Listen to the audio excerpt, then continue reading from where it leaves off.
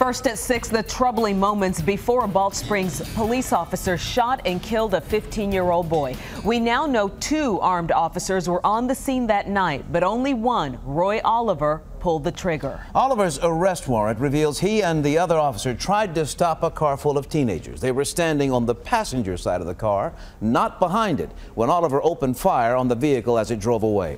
We know what happened after that. Jordan Edwards died, and Roy Oliver now charged with murder. Faith Johnson has done what no other DA in Dallas has done and been willing to do. We'll have more. Here's Rebecca Lopez with much more.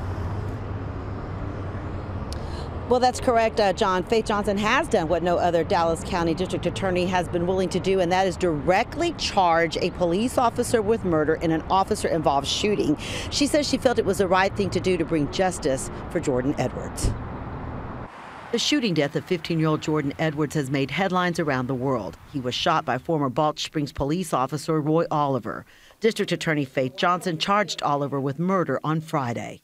And my argument and my position is, if you had regular Joe Blow, who we thought we had probable cause to arrest them for murder, we would go and arrest them. Johnson says after reviewing body camera footage and talking to witnesses, she felt Oliver needed to stand trial for murder. It's the first time anyone can recall in Dallas County that a district attorney has not waited for a grand jury to charge a police officer with murder. I did not think it was the right thing to do if we had probable cause for an offense to wait until we prepared our case for grand jury, which could very well take anywhere from 30 days to 3 months. The district attorney says it was reckless for Oliver to shoot into a vehicle that was driving away.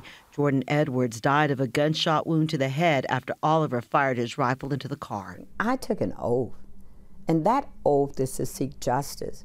That oath is to do what's right and fair.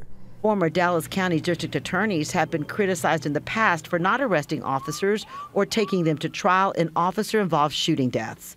Johnson says she can't change what happened in the past, but says things are different now. But I can let people know that there's a new day, there's a new DA, and this is the DA that's committed to making certain that the right thing is done in every single case.